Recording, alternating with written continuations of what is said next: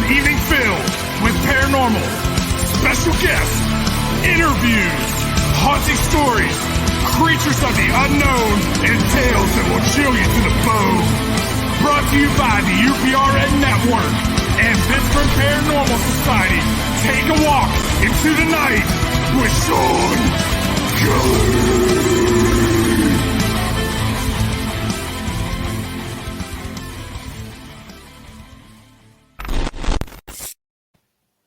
Good evening, everybody. My name is Shawn Kelly, and welcome to Into the Night.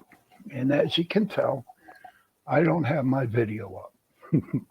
So, again, I'm going to have to figure out on what's going on with my computer. You know, maybe I should just buy another camera and connect it to the computer and see what happens there. I want to welcome everybody tonight. How's everybody doing this week? Life is good for me right now. I had a little rough week going on for me again.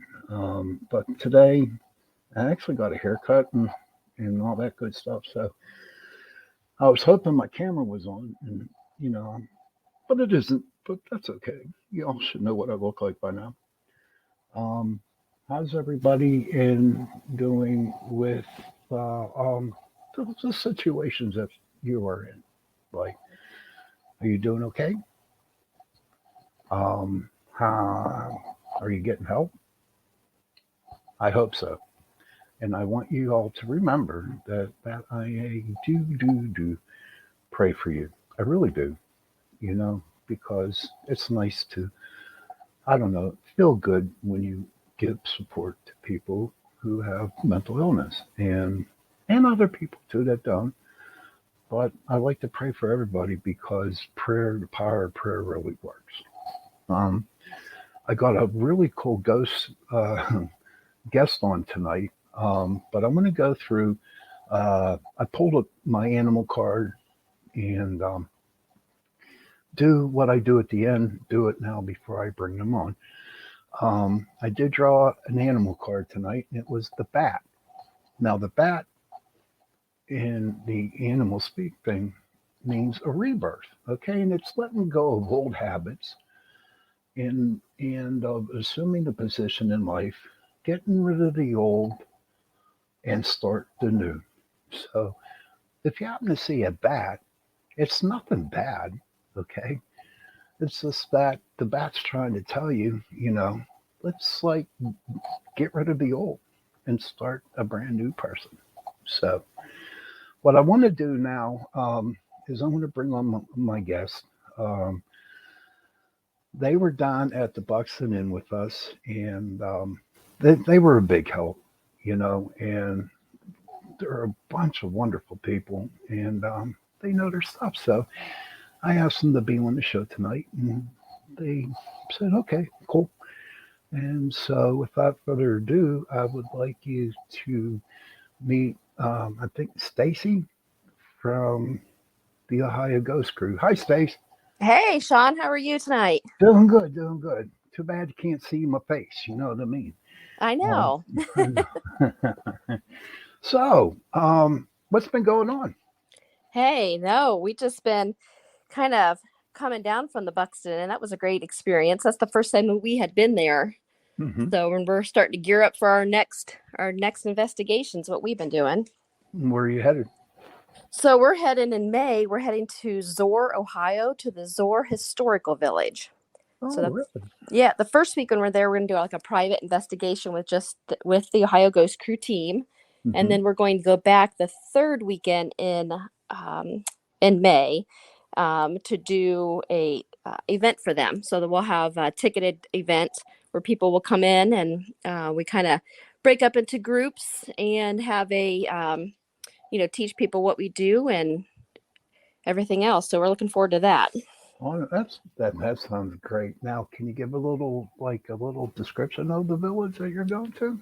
Well, this will be the first time that we're there, so I kind of had to, we reached out to them to kind of figure out what was going on there.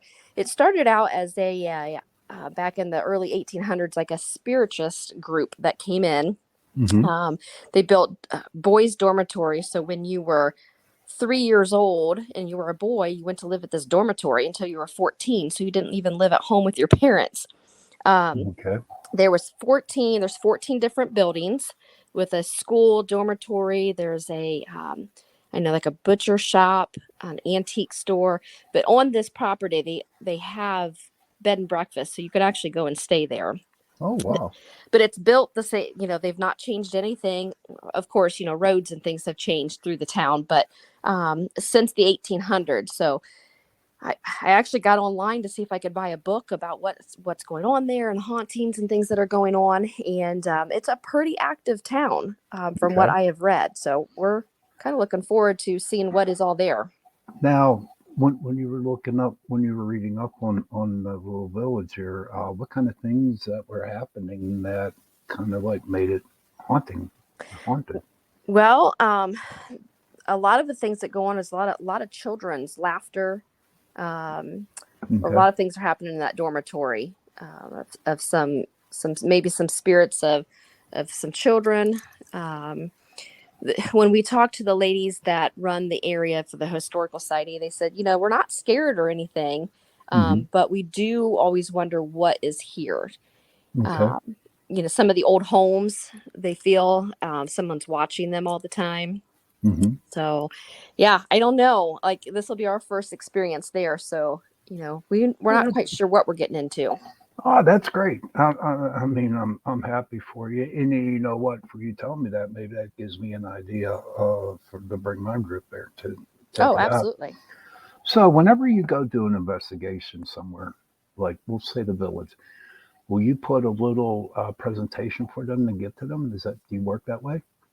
We do. We just had an event here in March, and what we like to do is we have a hour. We call it our Ghost Hunting 101 class. So we set Mm-hmm. up a presentation. I have a PowerPoint. Um, we like people to understand why we go in and do these things. We started out we started out in 2010 wanting to help other people. You know, Mm-hmm. many children, well, your parents will say, my child won't sleep at night. They say something's in their room. And, what our main goal was to go into places to help parents and children understand, hey, this is what's happening. Right. Should you not talk to this person? Should you? What's going on? And so that's how we got started. And we explain people, we are all four. There's four of us women. Mm-hmm. We're actually all Christian women. So we actually go in and we teach the kids and the parents, hey, have you ever said a prayer? Are you scared? Do you do Mm-hmm. this prayer? Is there, did anybody bring anything into the home lately that was negative, some negative energy? Right. So we talk about all of that in our presentation, what negative energy is, what can bring things in, how we help other people, what equipment we use. And then before our event, we go over we have a code of conduct. So, Mm-hmm. um, and we talk back and forth about where we've been and just people ask questions, you know, Okay. as you know, there's many people out there that are very curious about what we do. Right. Now that's a good thing. A good question I want to bring up to you. Now, the four of y'all are Christian women, correct? Yes. Okay. Did you see at the beginning where it might have had, paranormal investigating had a, kind of like was a no in the Christianity faith, like Christian faith? Yes. And, anywhere we go, I do a lot of Rotary talks and Sertoma. Um, Anywhere we go, there's always somebody in the crowd that says, how can you be a Christian and do the paranormal? And our answer is simply if you dig into the Bible, if you don't believe in the paranormal, then Right. the Bible is all paranormal of Mm-hmm. things, and faith that you have. And, obviously there's good and evil on earth. So, Right. and that's what we're here to, tell people. Like, we went to a residence a couple weeks ago, and a little boy's being drawn out into the woods. And Mm. we're like, yeah, that's probably not a good thing. And they're like, yeah, they keep going out there and they keep drawing them closer and closer out into our woods and out into our field. And and we told the mom, like, that's probably not a good spirit, calling them and luring your 5-year-old child out into a woods. Oh God, no. And so we investigated that for him and said, yeah, let's not do that. So, and we do get that question. I said, we're there to help people, and there are a lot of people that are scared of this stuff. And if we're not going to go in and help somebody, then who is? So, right. It does. We do get a lot of that. Like, how can you do this? And we say we go in by faith, and we go in and teach them what we do, and we do have a lot of calls afterwards. I was like, hey, thank you. Right. We feel a lot safer in our home. And that's the experience that I got when I go do a private residence, is basically to give them a peace of mind, and sit down and talk to them.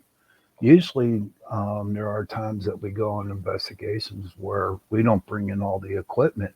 When we go through the walkthrough, we usually find out what's happening and try to deal with the situation without bringing.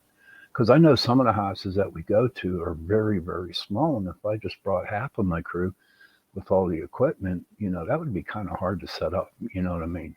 Right. So, but that's awesome. What got you into the paranormal? Well, growing up, I've always liked the spooky stuff anyways. I like scary movies and things like that. And but then just having a couple of my own experience of things that I couldn't quite wrap my head around of why it's happening. I wanted to dig deeper into, hey, what is going on here, and who am I talking to, or what am I seeing? So I had a friend, which is Cindy, that you also met, that's part of our team. I said, why don't we start this group? There's so many people out there that might need our help. And she's like, yeah, let's do that. So we just blossomed from there. It just kind of kickstarted, and we had 2 other team members join us, and we've just stuck together for, it's going on 13 years now. God bless you. God bless you. Yeah. And it's great when you have a crew that works good together. We do. We're really close. I saw you guys work when we were down the Bucks, and I was really impressed with you guys. I really, really was. Well, thank you.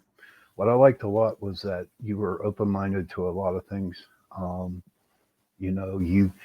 My biggest pet peeve, and I don't know if this is yours, but I've ran into a lot of other people in different groups that go to a place and just to get some kind of reaction, they call them out. You know what I mean? Yes. Call them every name in the book. And that's my biggest pet peeve, because it's just like this, right? I go to a house and there's a ghost there, and all of a sudden you hear everybody swearing at you, calling you every name in the book. And you're like, why are they here in my house? You know Right. what I mean? So I'm not going to respond to you. So you all can act like a bunch of idiots out there setting up your cameras and trying to get some, evidence. But I'm not going to be there. I might be next to them. You know what I mean? If I'm the ghost, I'm next to them, and I'm not going to go near there. Right. So that is my big pet peeve. What's your thoughts on that? It is with ours too, because we're going into someone's house and disrespecting, the paranormal or the people that live there is that's a huge no-no for us. And, a lot of people love some of these TV shows, and I like some of them too, but some of them I'm like, no, you don't do that. You don't go in and call them out and yell and scream and cuss. And that's not what we're here for. And we're not here to rile anything up. And, and especially historical places. I've been to places that people get rowdy and out of control. And, that's like where you just want to pull them to the side and like, why don't you shut the hell up? You know what I mean? Right. Yeah. And that's why when we do our private events, we have that code of conduct, like no alcohol. If you get rowdy, we can kick you out. No, we've had people try to bring in haunted objects or Ouija boards or black magic. Or we're like, no. We're not doing this.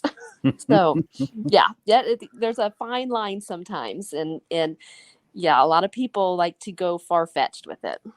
Yeah, like extremely far fetched. Now I looked at and doing this for a very long time. Um, I learned that if you treat the spirit with respect, in return they're going to respect you, and they are going to give you a lot more attention, so to say. You know I what I mean? agree. And it's really good, because a lot of people think that that they're just ghosts, okay? But a lot of people don't realize that they were human at one time. You know what Right. I mean? And so I'm dead. I'm a ghost, and someone comes in calling me every night. I know what they're trying to do. You know what I mean? Right. But and it just irritates me. But you know what? I just pull them to the side and I tell them, don't do that, or else you got to go. And that's that simple. Um, Now, I wanted to bring this question up. Okay. Now, you know how you got all these places that, all the ghost shows went to, like all the majors, Eastern Penn, and all them other places. Do you think that the ghosts know what everyone's doing? I often wonder that. I often wonder if they sit there and think, these people are stupid. I'm not going to touch that red light one more time. Like, Right. Okay. yes. Good. Good. I'm glad because I'm thinking, I'm going to go. I'm not go to Eastern Penn. Example, just an example, right? Mhm. Now, I think at the time I remember it was like 2,500 for the whole night for investigating up there, right? And then you had to bring a lot of people in to cut back on the costs of going into it. You know what I mean? And Right. it's like it's so hard to investigate with 100 people in the place. And I just think the ghosts just get sick and tired of people going and investigating it. Oh yeah. What really gets me mad though, these places like where Taps and all them have been, right now those places, it's a moneymaker for them. You know Mhm. what I mean? They're not, you know, they're not. They don't care what you get, just so you give them money. You know Right. what I mean? And that's kind of upsetting because being a ghost, like I am, okay. Think about it. You're using me, and I don't want to be used. Right. And Right. And and especially ever since, we call it the COVID year, I have seen that the prices to get into these places have skyrocketed mhm, where, yeah, you can't even afford to take a small group and teach them what you do. right. You have to literally take 50 people to cover your cost. Exactly. Yeah. And a lot of people have gone there because of the other groups that have gone there. And to me, it's not worth it. I always tell people, I'm like, I can find a lot of evidence just in your house Right. than paying all that money to go to something. I can see where it's prestigious for everybody. Hey, I was at Eastern Penn, blah, blah, blah. Like, hey, look at us. We were there. Um, But to me, my whole goal for PPS was to help people. You know what I Right. mean? Don't get me wrong. I love going to cemeteries. How about you girls? Oh yeah.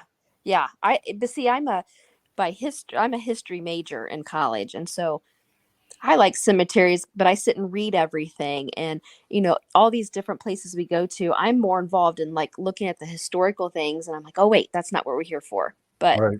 yeah, yeah, But I the like stuff, that stuff. but that's cool. But what we tried to do um, when this was a while back, and even so today, whenever we get the chance to go out there, we try to fix up the graves. You know Right. what I mean? Because, and that is like that angers me so much is when you go to a cemetery, you see everybody knocking headstones off and stuff like that, and to me, desecrate. Why? Why do Right. people do that? It's like really freaking ridiculous. It You is. know? But It is. And in history, they just go out there and ruin history. They do. We do that too. I wipe it off a gravestone or, you know, mhm. it's yeah, it's terrible. If I could find a way, because when you go to and you see the headstones when you go to the cemetery, how dirty they are, and they're old. They're Right. old. I'm trying to find a way to where maybe figure out how to clean them up. I know Mhm. there's a girl on TikTok that does that. Yeah, I Okay. follow her. Yes. Yeah, yeah. Yeah, And I think that is so cool at what she does, I do too. So hopefully, whenever, you know, I get the opportunity to do it, I think I'm going to go out and do it because I figure it's the resting home. You know what I Hmm. mean? And I wouldn't want somebody to do that where my home is at. Right. So, Right. I agree. so you say that you're the historian of the group. Now, I, if you're going to a place, let's just not say like you go into a private residence. Do you try to find information on the house or the land? we do both. So we always, if someone calls us, I say, okay, can you give us your address? And, do you know any history of your house? Some Hmm. people do, some people don't.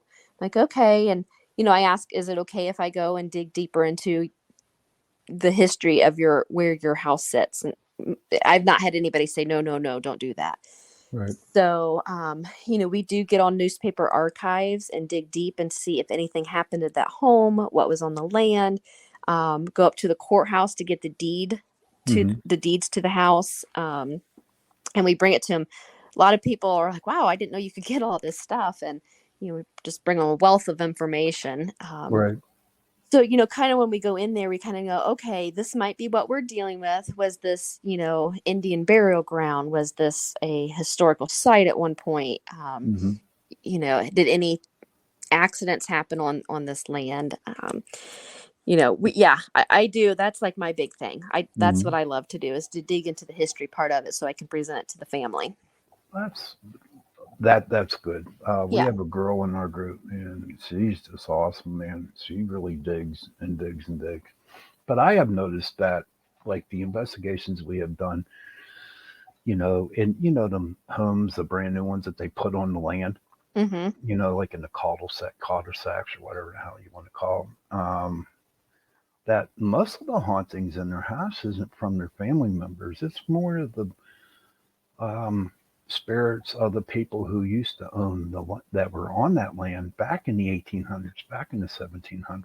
Right.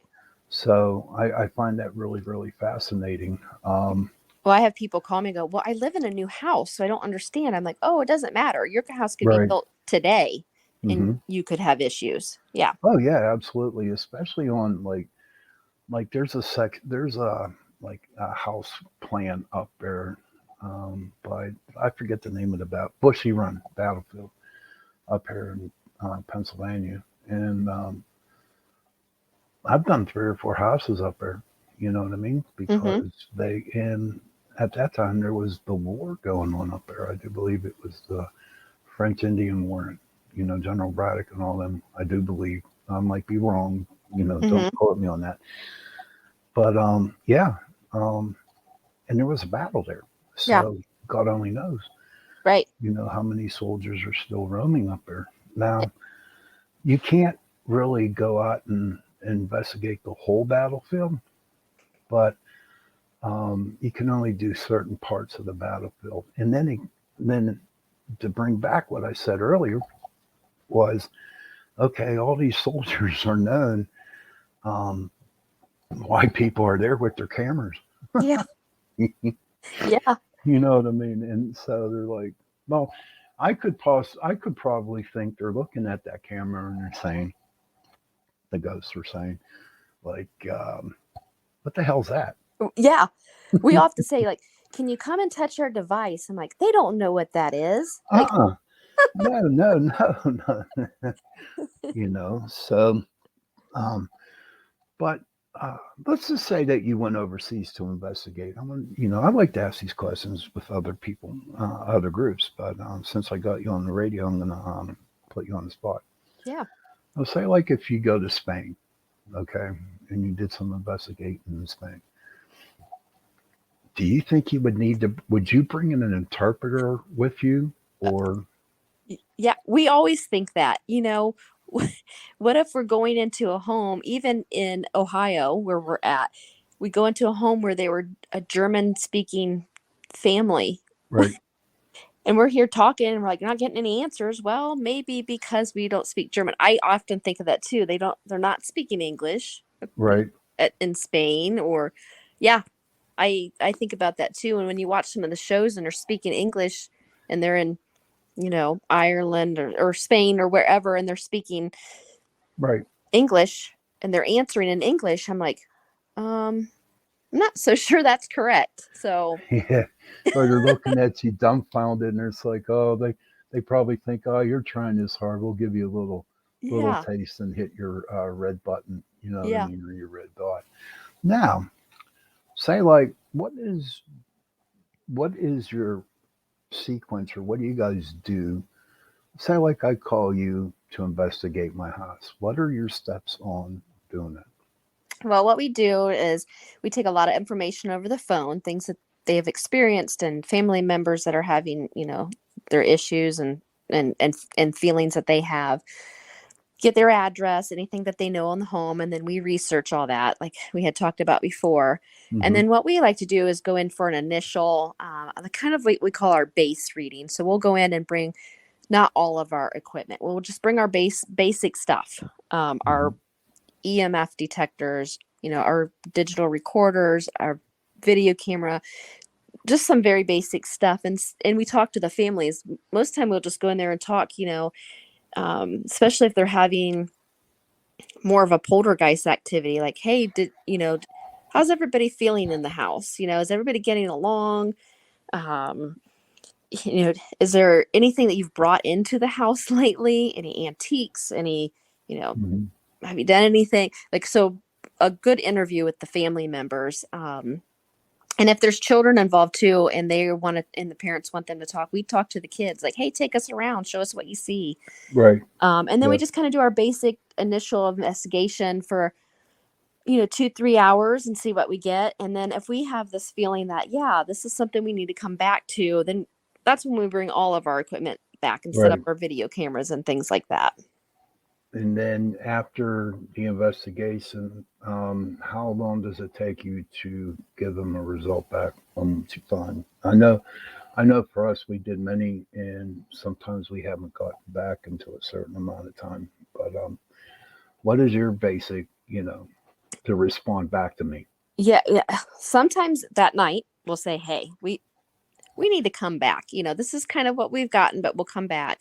Hmm. And then we'll take it home and watch things, listen to our recorders, and then get back with the team. We try to get back within like a couple weeks span. Okay. Of course, and as you know, when you have a full-time job as well during the day, so Right. um, we try to get back in a couple weeks time. And then if we feel the need that, hey, we need to come back, we try to schedule it within a couple weeks to tell them what works for you for us to come back. Right. you know How many times? I'm sorry. Excuse me. What was one investigation that you had to go back, maybe again, and maybe a couple more times? Have you ever ran into that? um Actually, this house that we just went to, probably, it's been 2 weeks now. Hmm. We definitely, there's a 17-month-old and a 5-year-old that is seeing, it's the one that I was telling you about, how the boy is getting lured out into the woods. Right. And they're also seeing spirits walking through his bedroom at night. And he wants to sleep with the light on. um, there's footsteps in the hallway. So and we heard this all that night. We didn't get to see what was outside and what he is experiencing outside, so we would like to go back and set up things outside so we can actually see what it is that is luring him out there. It was just a cold, rainy night when we were there before. So Right. Right. but that is a house that we are going back to for sure. um, Okay. yeah, and we've had just not very often do we feel that, um, that we have to go back for a second or third night. um, Hmm. very few that we say, hey, we're going to come back, or that, we've, some of them we have actually debunked as, we've gone in, we have actually, about 6 months ago, had a couple college girls renting a house, in our local town, and they called us and they're like, we're seeing all these things and we're hearing these noises, and here we went in and we weren't really feeling anything and seeing anything, but we went into one of the areas of the house where they have the most problem. And we pulled back the wallpaper. I said, "You have black mold so bad in your Oh, house. You need to wow. call the landlord." Hmm. And here, this black mold was making them sick. And they called us and said, "Yes, that's what it is." Like they had, they're like, "This is it." I mean, we've been so sick lately, and we thought it was maybe a possession. Something was going on evil in Right. the house. They were scared to death, and all along it was black mold that was doing it to them. Well, that I haven't ran into the black mold, but the first thing that we do when we go into a house is we'll go down to the main breaker box and Mm-hmm. we'll see what kind of wiring they got. Because they're, I know here in Pittsburgh, we've been to old houses and they don't have the upgrade like electrical, you know what I mean? The wiring, Right. and it's the old knob and tubing stuff. And you know that knob and tubing just radiates EMF, you know what I Mm-hmm. mean? Mm-hmm. We did a house, it was, in fact, it was an apartment building a long time ago where, they called us up because this guy had like a real big rash on his arm, right? And they couldn't figure out what was going on and they thought that their place was haunted. And come to find out that, and come to find out that they had the old wiring, knob and tubing, and here where his bed was, there was a socket, okay? And that was releasing so much EMF that it actually burned his arm. Oh my goodness. Yeah, yeah. That, Wow. so I said either A, contact the landlord and try to get Yeah. it help, or, move. But we always check, always check when we walk in is the breaker box and the wiring and see Mm-hmm. where it goes from there.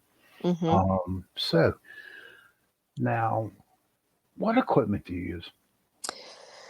Well, some of our favorite things that we use, for one, our number one is our own senses. You know, Hmm. our sight, sound, listening, Right. smells. Hmm. Um, that's one of our big ones. Like sometimes you just have to sit and see how your body's going to react in a home or any business or place that we go. Um, we do have, I think you got to see it when we went to Buxton, and my new favorite is that tripwire. Yeah, that's cool as hell. I I love that. Yeah, Yeah. and basically what that is it's a 12-foot EMF detection, so you can run it down a hallway or put it on a bed or a rocking chair or in anything, and it will light up if we have any kind of EMF detection. Hmm. So that's one of my new favorite ones. And then Uh, finally we got our hands on the EDI. We call him our Eddie okay. because Eddie is hard to find, and Eddie um, is vibration, EMF, pressure, anything. It kind of does everything, and it records it too, so we can bring it home on a little SD drive and stick it in our computer and see at what point in the night did we have different pressures and different EMFs. Right. So So it's called Eddie. it's called ED. Eddie. Yep, it's an EDI is what it Okay. really is, but we call him Eddie. Yep. For all our paranormal people out there, that have teens, where can you pick one up? We got that one at Ghost Stop. Okay. Um, and we love it, but you have to watch because as soon as Eddie comes, like they get Eddie on the shelf, Eddie goes right back out. So kind Okay. of have to be on the ball to get him. And one of our investigators, Heather, was on the ball. She's like, "I got Eddie." We finally, after a couple years of wanting him, we finally got him. So Because I might just have to go get one. yeah. I know I'm going to get that wire, or what was it? Oh yeah, the tripwire. The tripwire, yeah. Now, have you ever hung them up instead of laying them on the floor? Have you ever hung them from somewhere? We haven't. We've put them on a bed that Hmm. we've had somebody say that somebody sits with them on the bed at night. So we've actually put them on the bed with our client that we went into, and we've put them on a chair and down a long hallway. But we've actually never hung them. I'm Hmm. sure you could do that as well. Okay. See, to me, because believe it or not, I was thinking about that this afternoon. I was going to ask you that question because I would think that if you somehow did hang them up somewhere, that I, I would think that, you would probably get a lot more response with it being hung than it would be on the floor. Right. Yeah, because all it would have to do, is just by touch. So Mhm. yeah, yeah, that'd Now, be a good idea. now the four girls in your group who are sweethearts. They really were. I mean, you guys are great Well, thank you. and sweethearts. And is there like a certain person does a certain or works with a certain equipment, or do you guys all work together, or you know what I mean? Yeah. Like a techie just does techie stuff. And, Well, we just brought the four of, well, actually only three of our team members were there at Buxton Inn. Our fourth one couldn't make it. And so we brought it, we call her our groupie. She comes with us on a lot of our investigations. hmm But we did it ourselves for a long time, and we'd set up our equipment, and, we each have our own thing. But now we have included a couple of guys on our team.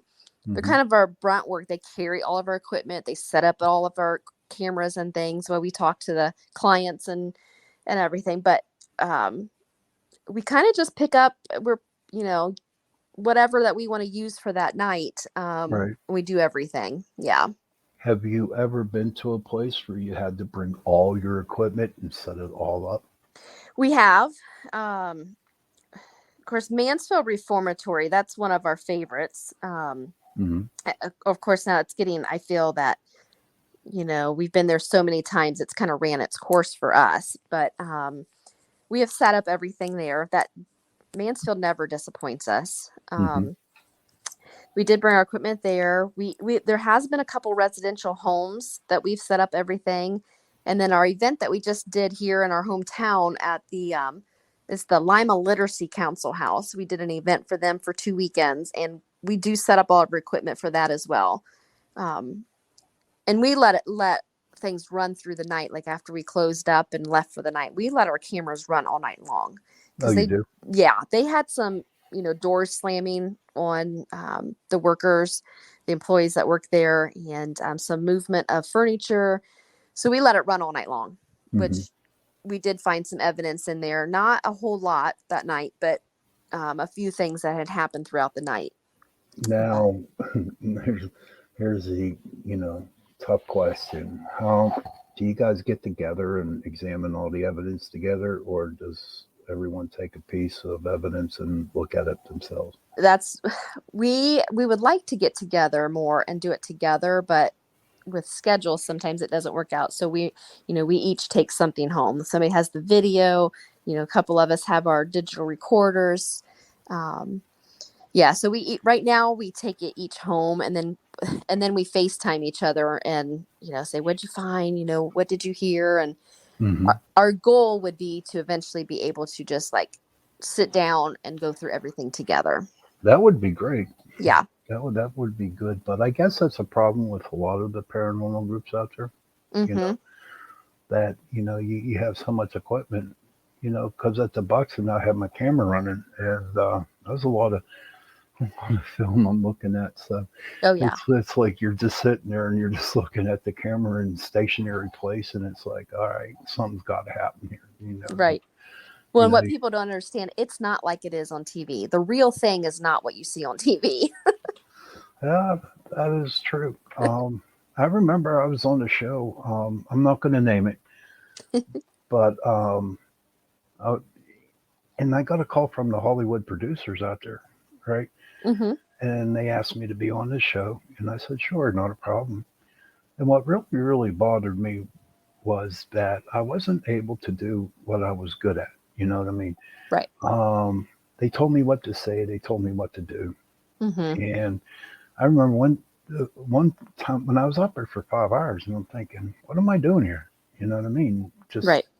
And then when the show came on, I only got 30 seconds, but I was monetary paid, you know what I mean? So Right. I can't, be mad about that. But I remember, I remember one time the couple, they were married, they were just sitting, and they made them hold their hands 13 different ways to get the perfect shot. Yeah. Oh my goodness. Oh Lord, Oh my. you know. Yeah. So it's like, nah. Yeah. Yeah. It's reality TV, but it takes weeks or and many takes to get what we actually do in person. Oh yeah, And I don't know absolutely. about you, but we've had people come with us on some of our events, and they're like, "This is boring." I'm like, "Did you Yes. think it was going to be interactive all the time? Because it's not." Yes, we've had a lot of people saying the same things that we brought on. Like it's boring. That's the first thing that comes out of my mouth Yeah. to people. It's boring sitting in a room, and you don't know if somebody's there, and it's dark, and you're like talking to yourself. So, Right. but what what is your feeling on orbs? On orbs, Yeah. I go back and forth.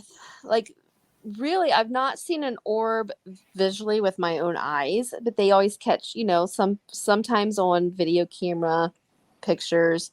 Um, and a lot of it, people will bring pictures to me. I'm like, it's probably dust, a lot Right. of dust. And it's Hmm. so hard when you're anywhere, like, is that dust or an orb? Right. Those are very hard to decipher between. So, I mean, we've captured some pretty bright lights, and I'm like, yeah, that can't be dust. There's no way. Right. You can't see through it. So, to me, it's just a energy that's out there floating around. But, Now, um, let's see. Here's what's crazy, right? I was at an investigation one time, set a camera up, and yeah, there was dust in the room, but we just had our camera running. Nobody was in the room. All right. mhm. Then I take the evidence back, and all of a sudden you see all these dust particles. And I'm saying to myself, okay, no one was in that room. So who kicked up the dust? Mhm. Right. And you know what I mean? So, Right. but, so, can you tell me your very, very first investigation? Oh my goodness. Oh my. I would have to say our very first one was Mansfield Reformatory. Okay. And we went with another group that had, it was one of those 75 people. A little overwhelming, Right. Hmm. that was our very first one. And then as soon as we did that one, we went right into the residentials. We started with family members that would say, "Hey, I think there's something in my home." And we kind of branched out from there. We started with our family, and then, our family would tell other people, and we branched out. But, Hmm. um, yeah, but Mansfield Reformatory was our very first, like, official investigation. Did you get any evidence there? No, that night, no.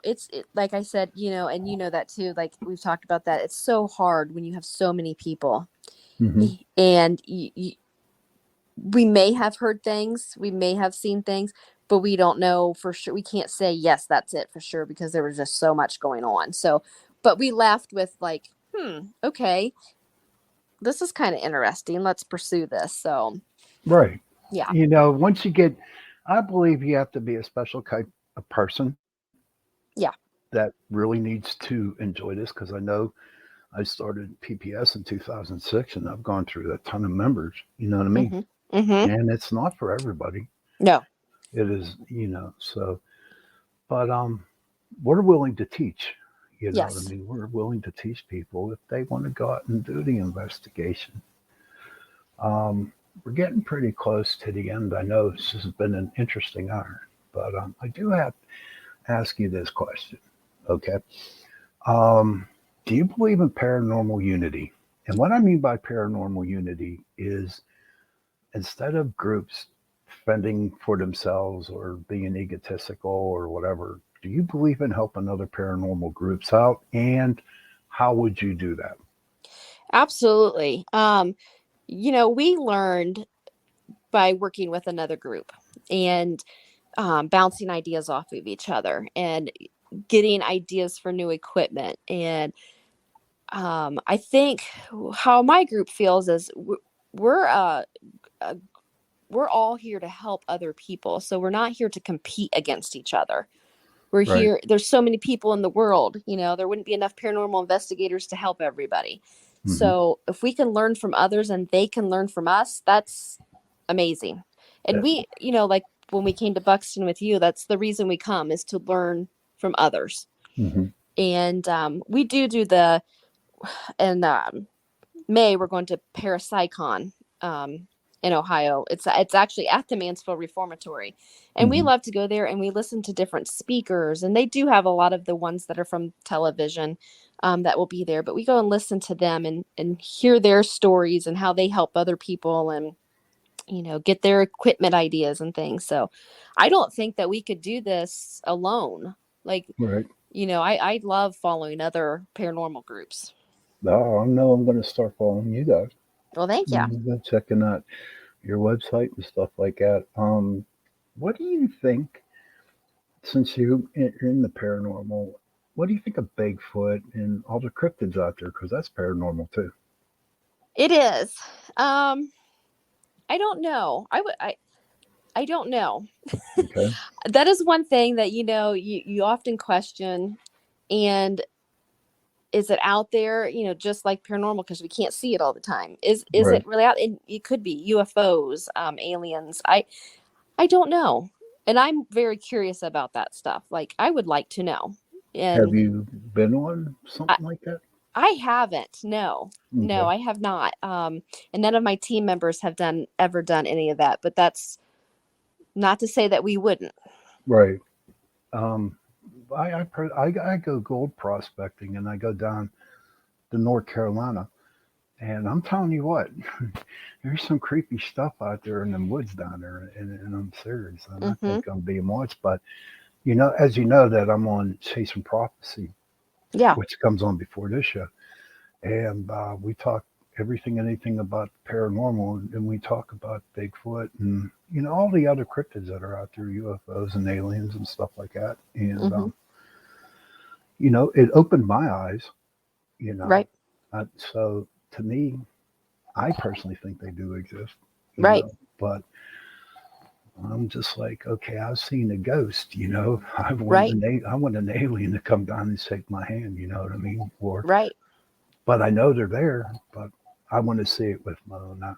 Right. I would too. And I don't know what I would do if I did see it, though. I'd shake its hand. I said, beam me up, buddy. That's right. Beam me up. Now, what would you do if someone came up to you and said that they wanted to get into ghost hunting? What would you advise them to do? I would advise them to go, and we've had a couple people ask us, and we invite them to come with us because Hmm. it's not for everybody. Like, don't start a business and think, oh, I want to do this and get all this, put all the money into it, when you got to have a lot of patience Right. and a lot of understanding for other people. Hmm. And it's not for everybody. So we tell them, go on an investigation with other people, fill it out, see how you feel after a few times. Hmm. Yeah. And you give them little pointers and stuff like that. Oh yeah.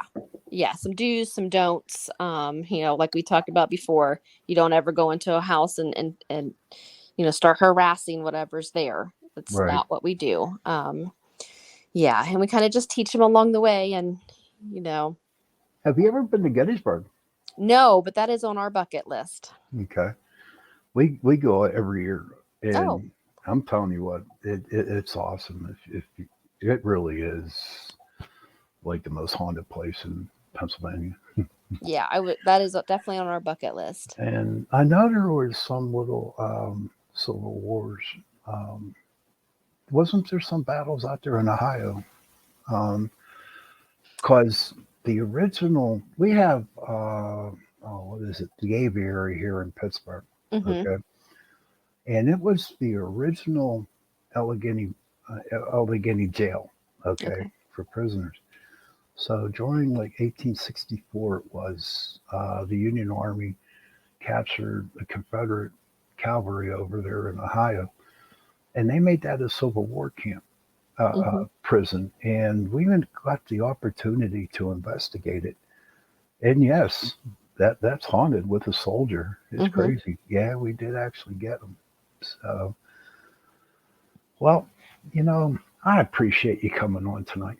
I Well, I really, really appreciate you do. inviting us. And good luck in all your investigations coming up, and hopefully we can do a joint investigation, meet from where you're at and I'm at, meet in the middle, and maybe do an investigation. That would be awesome. Yeah, that would be great. We'd like that. And how can people get a hold of you? So they can get a hold of us on Facebook. You can go to Ohio Ghost Crew Hmm. LLC. We're also on TikTok with the same thing, or Instagram, Ohio Ghost Crew. Okay. Yep. Or they can email us at ohioghostcrew@yahoo.com. Hmm. Well, again, thank you for being on the show. And good luck to you. Yeah. Thanks so much. Thanks for having us on. Bye bye. Bye bye.